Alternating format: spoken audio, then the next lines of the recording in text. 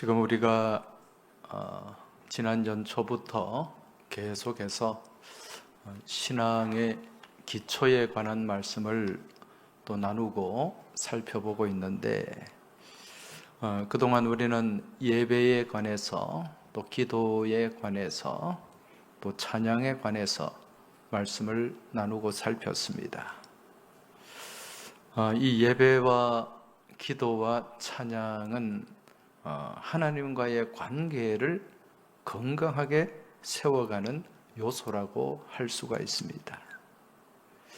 이제 이러한 예배와 또 찬양과 기도, 이러한 하나님을 높여드리는 이 일들을 통해서 또 하나님과의 건강한 관계를 통해서 우리 삶에 나타나야 할 모습이 있어요. 그러한 예배를 통해서 또 찬양을 통해서 또 기도를 통해서 하나님과 건강한 관계 속에서 자연스럽게 우리 삶에 나타나는 모습, 그게 무엇인가? 선교적인 열망입니다. 전도의 열정이라는 거죠.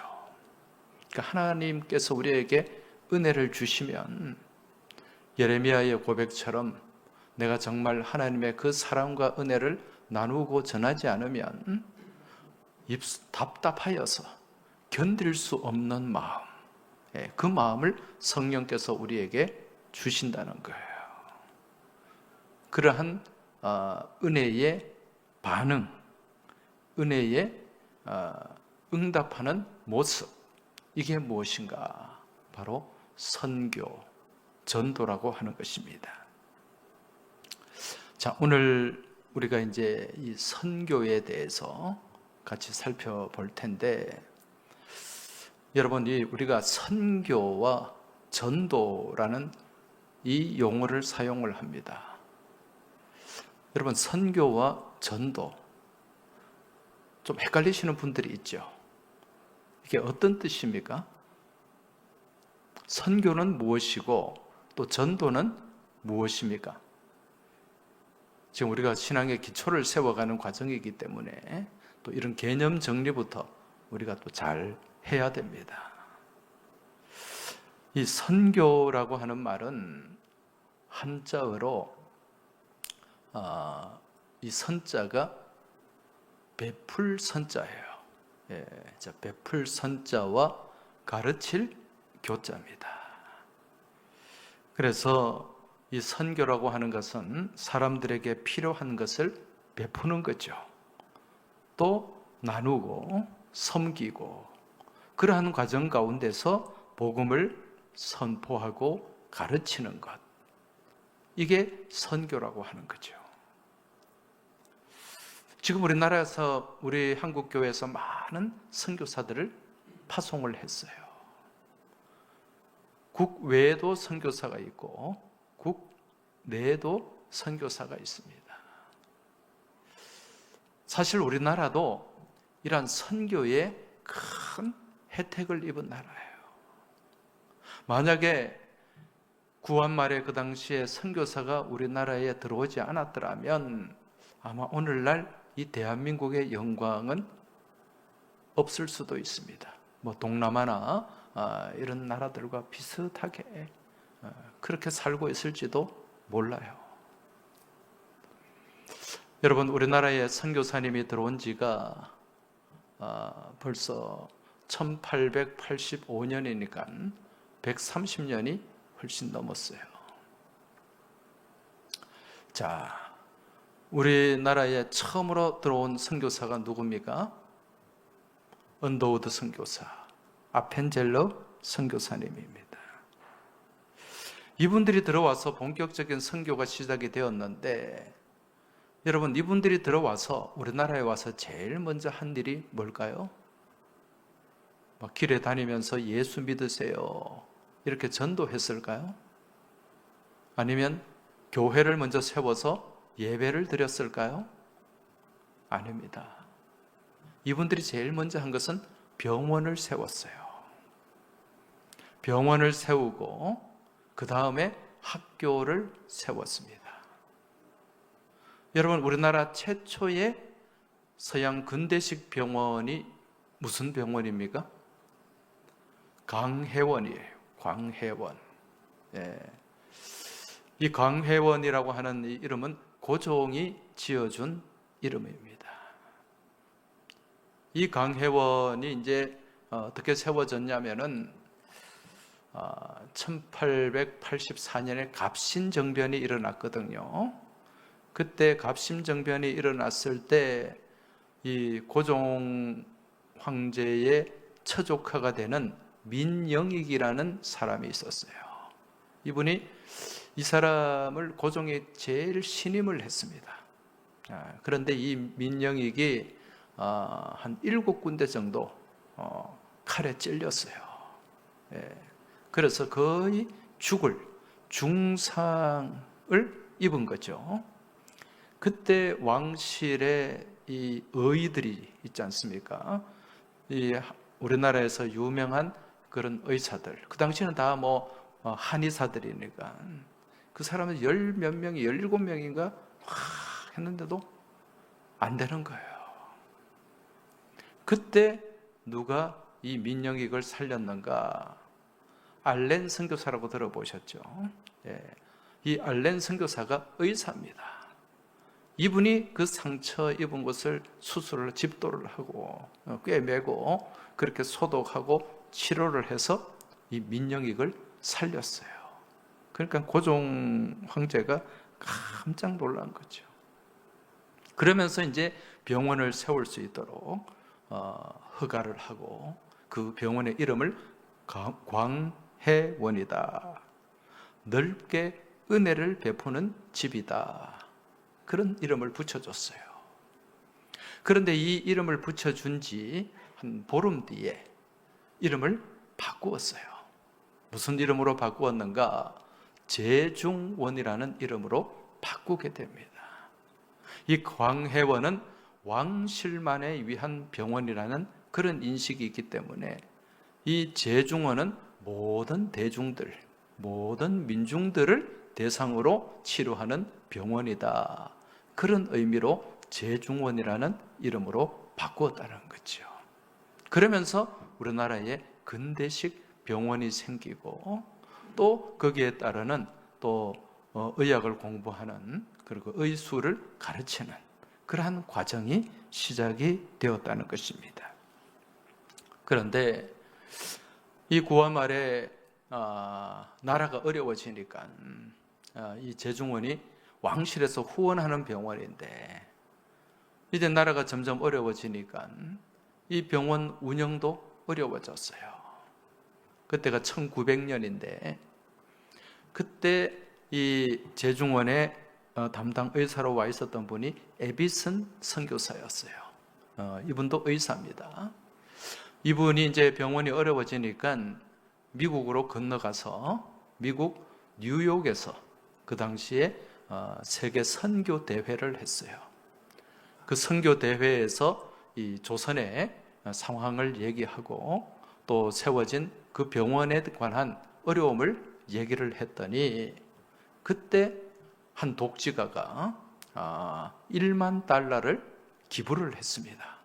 여러분, 지금도 1만 달러면 큰 돈이잖아요. 그 당시에 1만 달러면 거의 우리의 상상을 초월하는 돈이에요. 이 1만 달러를 기부한 사람이 누구인가? 바로 루이스 세브란스라는 사람입니다.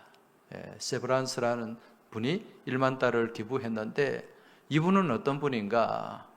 여러분, 이 석유 재벌이 누구예요? 록펠러죠. 그 록펠러가 세운 석유 회사에서 재무를 담당하는 사람, 그리고 그 회사의 대주주였어요. 그 돈이 많은 사람이죠. 그래서 1만 달러를 기부해서 그래서 이제 병원이 다시 재건이 된 겁니다. 이 병원을 세브란스라는 분의 이름을 붙여서 세브란스 병원이다. 그렇게 이제 이름이 붙여지게 된 거죠. 이후에도 이 세브란스가, 루이스 세브란스가 돈을 계속 후원을 했어요. 그래서 총 4만 5천 불. 오늘날 이 돈 가치로 환산을 하면 3, 400억 되는 그래 큰 돈을 기부해서 병원이 안정되고 또 병원이 아주 잘 성장하게 되었다는 거죠. 여기서 또 이제 의생들이 훈련을 받고 또 의사들이 배출이 되고, 그리고 나중에는 이 세브란스 병원과 연희 전문학교, 연희 전문학교가 합쳐져서 지금 무슨 대학이 됐습니까? 연세대학이 되었던 것입니다. 자, 지금 제가 이 세브란스 병원을 설명하는 것은 이게 가장 모범적인 선교의 모델이에요. 이후에 이 세브란스 병원을 필두로 해서 많은 미션 병원들이 세워지게 됩니다. 대구에 있는 동산병원, 지금은 계명대학교 동산병원이죠. 그리고 저기 전주에 가면 예수병원, 광주에 가면 광주 기독병원, 그리고 부산에 일신 기독병원, 이런 병원들이 다 선교사님들이 세운 병원이에요. 먼저 이렇게 병원을 세우고 그리고 학교를 또 많이 세웠어요. 우리가 잘 아는 이화학당, 연희전문학교, 또 배재학당, 경신학교, 이런 학교들이 다 누가 세웠습니까? 선교사님들이 세운 학교라는 거예요. 그 지금도 연세, 이화, 배재, 숭실, 이런 학교들이 지금도 그 역사를 이어오고, 또 우리 나라를 이렇게 건강하게 세워가는 많은 기독 인재들을 배출을 했다는 거죠. 이렇게 병원과 학교를 통해서 주님의 사랑을 먼저 나누고 베풀었던 거예요. 이게 뭐라고요? 선교, 베풀 선자, 선교예요. 그리고 교회를 세웁니다. 그렇게 세워진 교회가 세문안교회, 정동 제1교회, 연동교회, 승동교회, 이 교회들 다 선교사님들이 세운 교회였던 거죠. 그러면서 복음 선포가 이루어지고 또 하나님의 말씀이 가르쳐지고, 그렇게 해서 이 선교가 이루어진 거예요. 여러분, 대한민국은요, 세계 선교 역사에 아주 중요한 모델입니다.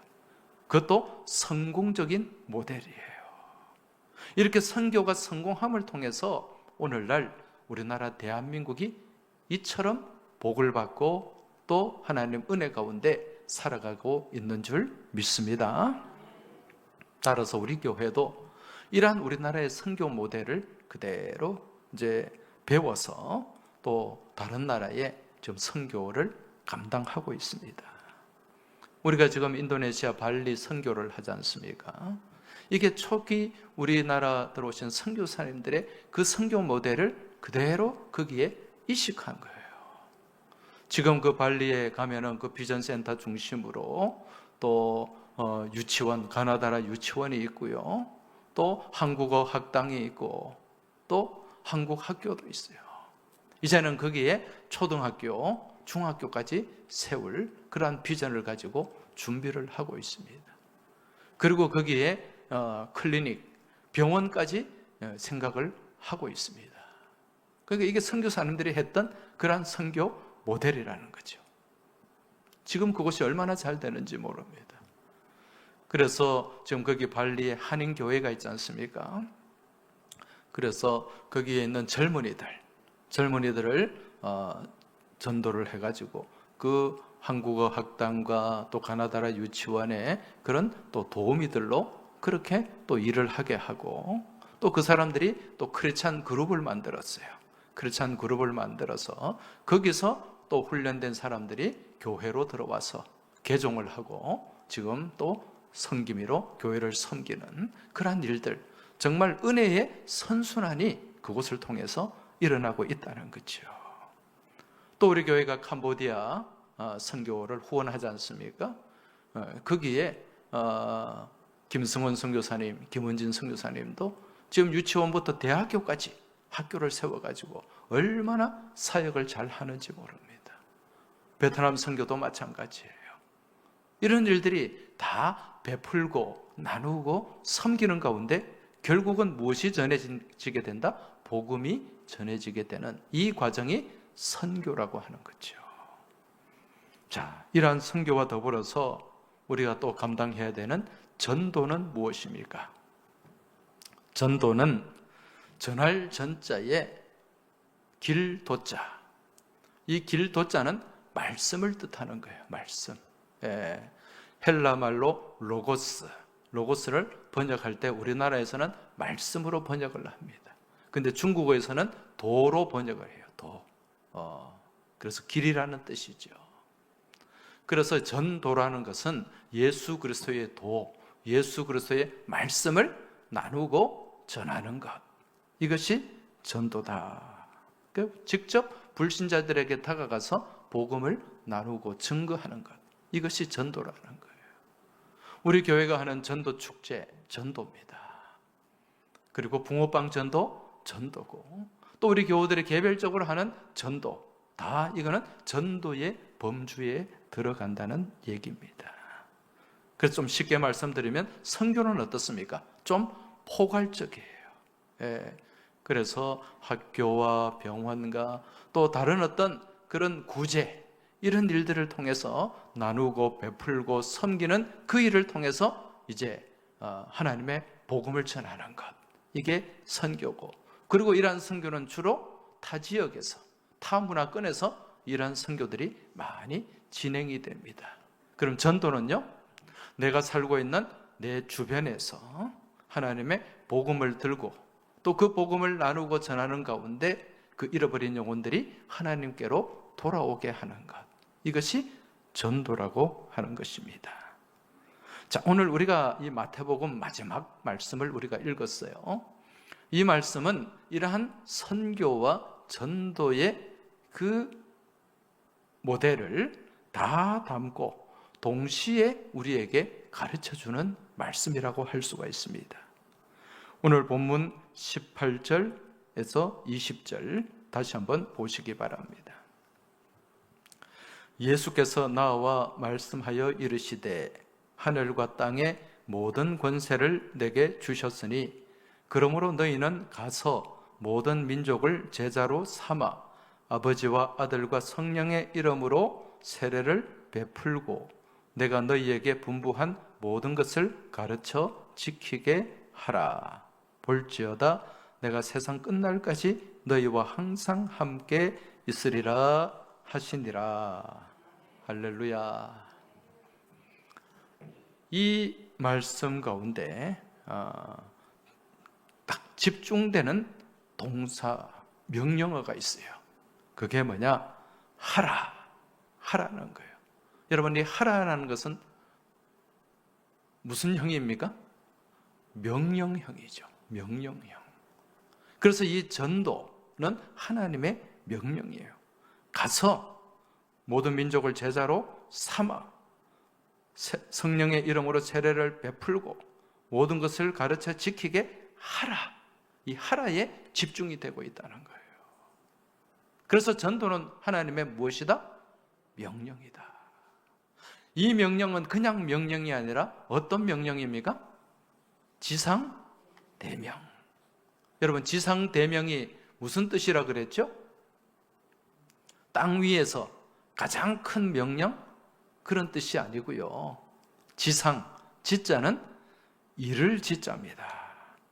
이를 지 또는 지극할 지자예요. 상자는 윗상자죠. 그냥 가장 높은 곳에 계신 지극히 존귀하신 분이 이르신 명령, 큰 명령, 이게 지상대명이에요. 그러니까 하나님께서 가장 지극하고 존귀하신 우리 하나님께서 내리신 가장 준엄한 명령, 가장 고귀한 명령이 바로 무슨 명령이다? 전도의 명령이다. 이게 지상대명이라는 뜻이에요. 오늘 읽은 말씀에는 선교와 전도의 명령이 함께 달렸는데 오늘 19절 말씀에 보면은 그러므로 너희는 가서 모든 민족을 제자로 삼아. 이 말씀은 무슨 명령인가? 선교의 명령입니다. 선교. 여기에 뭐가 나옵니까? 모든 민족, all nation, 열방. 그러니까 어느 한 지역에 국한되는 것이 아니라 온 땅으로 나가서 하나님의 복음을 증거하라. 이게 선교 명령이라는 거예요. 여러분, 하나님께서 우리에게 명령하시면 그 명령이 우리에게는 무엇이 됩니까? 사명이 됩니다. 여러분, 이 사명이라고 하는 것은 이 땅을 살아가는 주의 백성이라면 반드시 감당해야 되는 일이에요. 우리에게 주어진 사명이 있습니다. 그 사명이 뭐라고요? 전도의 사명, 선교의 사명이에요. 내가 해외로 직접 선교사로 못 가지만 내가 기도하는 선교사, 보내는 선교사로의 역할은 충분히 할 수가 있어요. 그리고 국내에서 내가 입술을 열어서 전도는 충분히 할 수 있다는 거예요. 이게 우리에게 주어진 사명입니다. 여러분, 이 선교를 영어로는 뭐라고 하죠?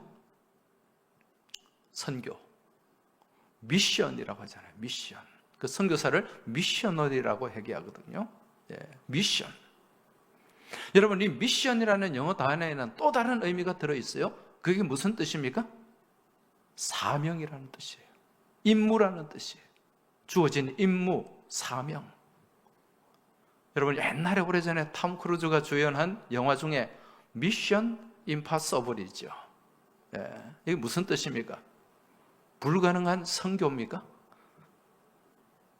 여기에 사명, 임무라는 뜻이 있다 그랬죠. 그 미션 임파서블 그러면은 불가능한 임무, 불가능한 사명, 그런 의미예요.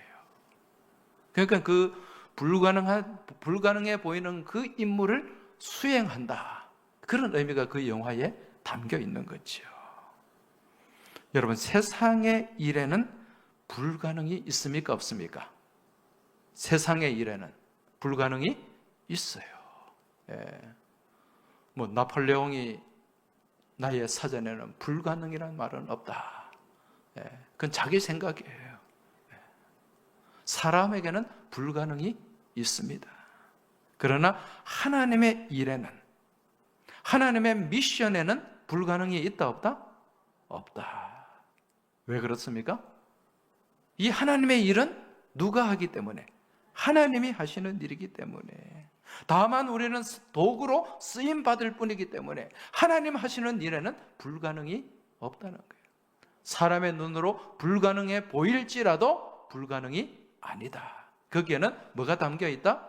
가능이 담겨 있다. 포텐셜이 담겨 있다는 거예요. 여러분, 우리가 이 땅을 살아가면서 우리가 한평생 삶을 살면서 감당할 수 있는 가장 복된 일이 무엇입니까? 가장 귀한 일이 무엇입니까? 돈을 많이 벌어서 사람들 앞에서 떵떵거리며 사는 것입니까? 높은 자리에 오르는 일입니까? 여러분, 이건 그냥 이 세상에 살 때 잠깐 반짝하는 거예요. 이게 우리 인생의 전부가 아닙니다. 그처럼 떵떵거리다가 죽으나, 뭐 권세를 자랑하다가 돈 자랑하다가 죽으나, 여러분, 죽으면 끝이에요. 한 줌의 흙으로, 한 줌의 재로 돌아갑니다. 가난하고 보잘것없이 사는 거나 떵떵거리며 사는 거나 죽으면 다 똑같더라.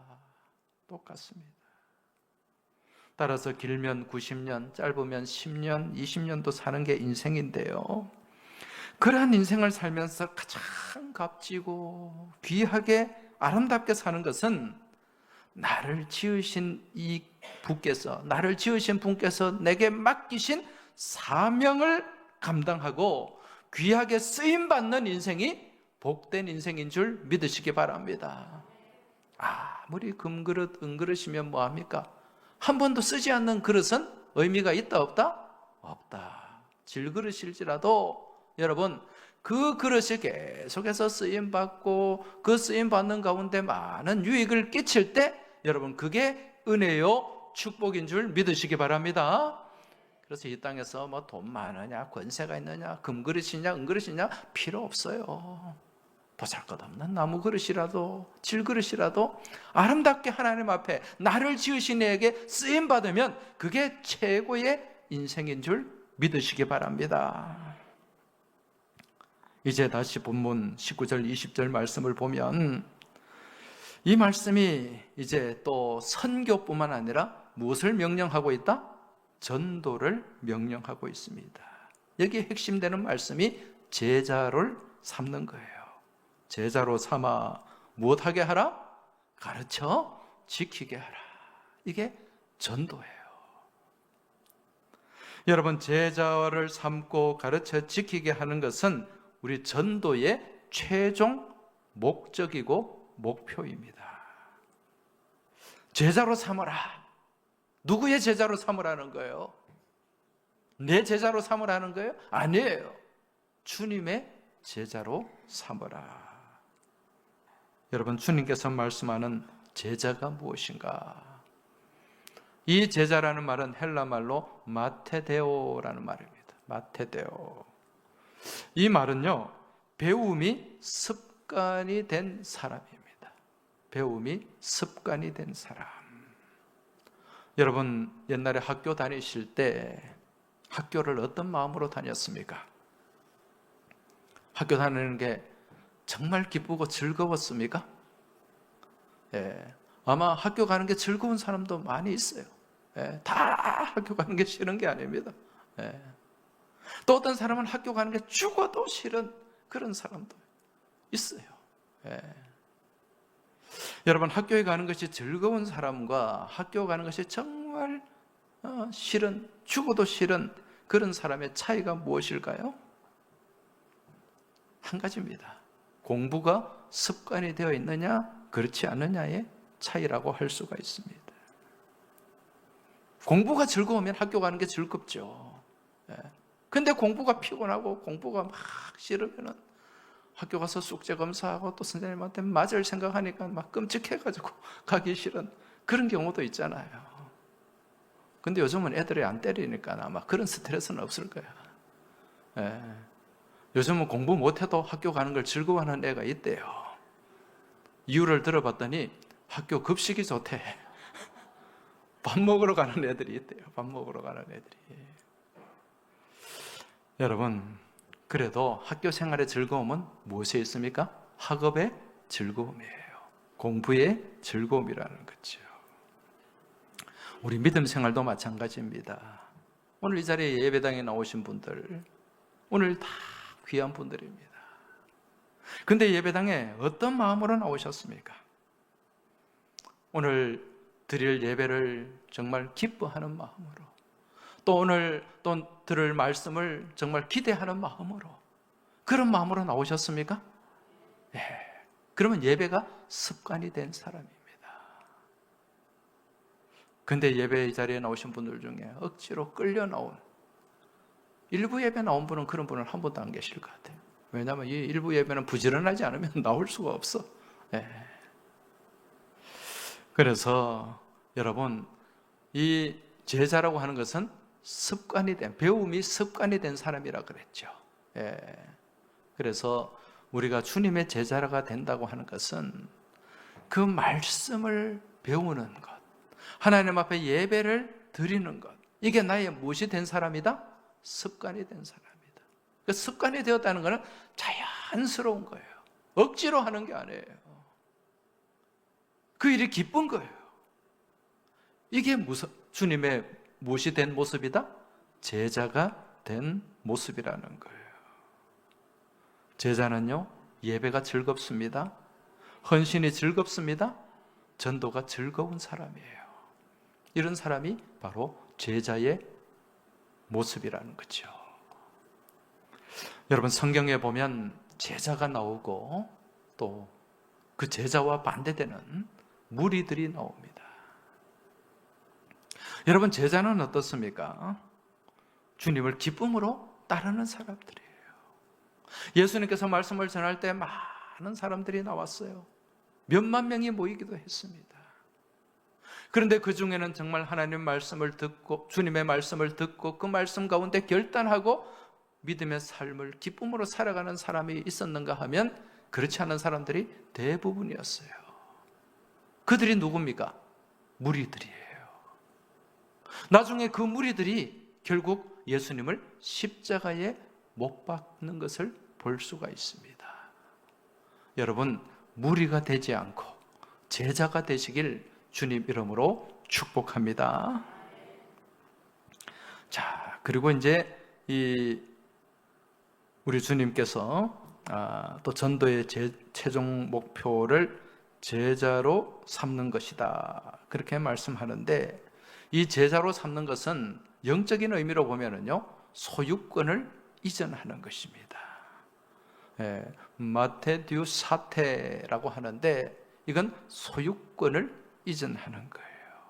우리가 제자가 된다고 하는 것은, 주님의 제자가 된다고 하는 것은 무엇이 이전된 상태다?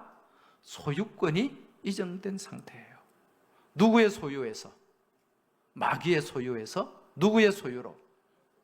주님의 소유로, 하나님의 소유로 소유권이 이전되는 과정이 바로 무리에서 제자로 옮겨가는 과정인 줄 믿으시기 바랍니다. 그래서 전도는요, 단순히 교회에 안 다니는 사람들을 데려다가 교회 예배 자리에 앉혀놓는 것이 이게 전도가 아니에요. 그래서 전도 데려와서 이름 적고 그리고 교회 등록하는 것, 이게 전도가 다 끝나는 게 아닙니다. 전도는 무엇입니까? 교회로 인도해서 무엇을 삼아야 된다? 제자로 삼아야 되는 거예요. 그래서 세례를 받고, 오늘 말씀에 세례를 받고 나오잖아요. 세례를 받고 주님의 제자로 헌신하는 삶을 살아가는 이 모든 과정이 다 전도의 과정이다. 여러분, 이러한 전도, 이 전도를 통해서 인생이 바뀌게 됩니다. 소유권이 바뀌게 됩니다. 얼마나 귀한 일이고 얼마나 복된 일이고 얼마나 소중한 일인지 모릅니다. 그래서 이 전도를 감당하는 사람들을 하나님께서 가장 존귀하게 높이시고, 오늘 우리 박이출 권사님 기도도 했습니다만, 많은 사람들을 옳은 대로 돌아오게 하는 자는 하늘에 무엇과 같이? 별과 같이. 다니엘서 12장 3절 말씀에 많은 사람을 옳은 대로 돌아오게 한 자는 별과 같이 영원토록 빛나리라. 할렐루야. 어디에 스타가 된다는 얘기예요? 하늘의 스타가 된다는 거예요. 여러분, 땅의 스타가 되지 마시기 바랍니다. 땅의 스타는 뭡니까? 스스로 타락한 자예요. 하늘의 스타가 되시길 주님 이름으로 축복합니다. 그리고 또 전도의 또 다른 목표는 무엇인가? 가르쳐 지키게 하는 것입니다. 지키게 한다. 헬라 말로 테레인인데요, 이 말은 파수한다는 것입니다. 파수한다. 그 하나님 말씀을 지켜내는 거예요. 하나님 말씀을 지켜내고 그 말씀을 지키며 살아가는 모습, 이게 말씀을 지키며 살아가는 것입니다. 그래서 우리가 전도를 하는 것은 제자로 삼아서 그 제자가 무엇을 지키게 해야 된다? 말씀을 지키게 해야 된다.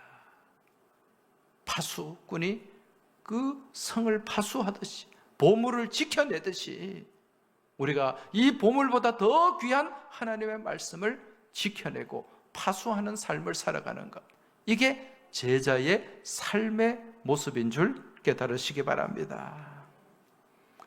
다시 한번 정리하겠습니다. 제자를, 전도라고 하는 것은 제자로 삼는 거예요. 제자로 삼는 것은 무엇이 이전되는 것이다? 소유권이 이전되는 것이다. 소유권이 이전되어서 무엇을 지켜내는 것이다? 말씀을 지켜내는 삶을 살아가는 것. 이게 전도의 최종 목표라고 하는 것입니다. 자, 지금 우리가 선교와 전도에 대해서 같이 말씀을 살펴보았는데, 선교든 전도든 최종 목적이 무엇입니까? 선교가 가서 나누고 베풀고 섬기며 또 전도 복음을 증거하는 최종 목적은 영혼 구원인 줄 믿으시기 바랍니다. 우리의 모든 사명의, 사역의 최종 목적은 영혼 구원이라는 거예요. 우리 주님이 이 땅에 오신 목적이 무엇입니까? 잃어버린 영혼을 구원하기 위해서. 할렐루야. 그 일에 같이 동참하는 것이 우리에게 주어진 미션, 사명인 줄 믿고 깨달으시기 바랍니다. 그래서 우리의 입술을 통해서, 우리의 삶을 통해서, 우리의 행동을 통해서, 모든 삶의 모습을 통해서 결국 무엇이 나타나야 되는가? 주님의 사랑이 나타나고 전해지고 복음이 증거되어야 된다는 거예요. 그래서 사도 바울은 빌립보서 1장 18절에서 자신의 선교를 이렇게 설명하고 있습니다. 그러면 무엇이냐? 거칠애로 하나 참으로 하나 무슨 방도로 하든지 전파되는 것은 그리스도니 이로써 나는 기뻐하고 또한 기뻐하리라. 할렐루야. 어떤 일을 하든지 무엇을 하든지 전파되는 것은 그리스도. 오직 그리스도만 전파되어야 된다는 거예요. 우리의 삶을 통해서, 우리의 믿음의 모습을 통해서 결국 무엇이 전파되어야 된다? 그리스도가 전파되어야 된다. 이게 선교적인 삶을 살아가는 모습인 줄 깨달으시기 바랍니다. 바라기는 이 자리에 계신 모든 분들의 삶을 통해서, 입술을 통해서, 관계를 통해서 오직 예수의 복음이 나타나고 증거되길 축원합니다. 그래야 많은 잃어버린 영혼들이 주님께로 돌아와서 다시 생명의 길을 걸어가는 은혜의 역사가 펼쳐지길 주님 이름으로 축복합니다. 여러분 평소에 무슨 생각을 하면서 사십니까? 일주일 살면서 전도에 대한 고민을 과연 얼마나 하십니까? 여러분 내게 주어진 사명이 이것인데 이 사명을 감당하기 위해서 일주일 동안 얼마나 노력하냐는 거예요. 여러분 다른 세상 일에 골몰하고, 물론 우리가 세상살이 하면서 세상에서 완전히 벗어날 수는 없습니다. 그렇지만은 여러분 시간의 11조, 생각의 11조, 이것을 통해서라도 주님의 일을 생각하고 또 주님께서 기뻐하시는 일을 찾고 그 일을 해나가는 여러분의 복된 삶이 되시길 축원합니다. 그래야 이번 한 주간에도 오늘은 이곳, 내일은 저곳 주님의 복음을 들고서 또 그 복음을 나누고 전하는 복된 전도자, 순례자의 삶을 살아가는 은혜가 있기를 주님 이름으로 축원합니다.